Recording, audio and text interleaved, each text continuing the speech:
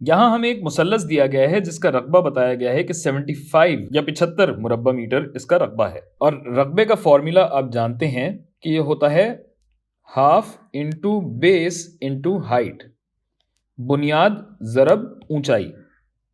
चक्कर ये है कि अगर मैं यहां से देखूं तो ऊंचाई मुझे x नज़र आ रही है जो कि मुझे मालूम करनी है, लेकिन इसकी बुनियाद तो ये है। यानी अगर ये सीधा होता तब तो मैं इसको ऊंचाई कह सकता था, लेकिन इस सूरत में मैं इसको ऊंचाई नहीं कह सकता। तो अब क्या करें भाई, क्या इसको बेस कह दें?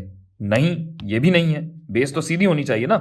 तो अब क्या करें भाई, ये करते हैं कि इसकी बुनियाद ज़रा ढूंढते हैं। या तो इसको बुनियाद बना लें, लेकिन अगर इसको बुनियाद बनाएंगे तो फिर ऊंचाई किसे लेंगे? ऊंचाई तो ये होगी।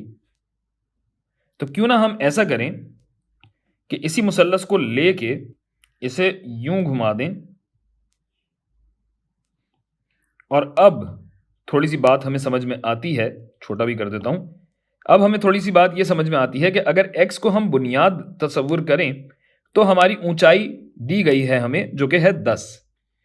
गोया ये 75 मुरब्बा मीटर बराबर होगा हाफ ज़रब बेस क्या है भाई, x है, और यही x हमें मालूम करना है।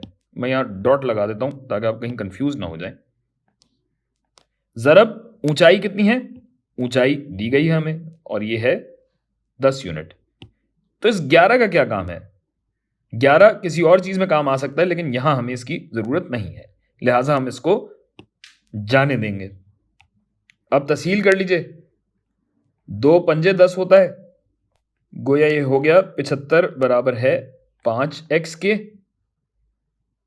और अब अगर आपको x मालूम करना है तो दोनों तरफ 5 से अगर डिवाइड कर दें, 5 पे तकसीम कर दें इसे, तो 5 5 कट जाएगा और 5 एक कम 5 होता है, यहाँ 25 बचेगा और 5 पंजे 25 होता है।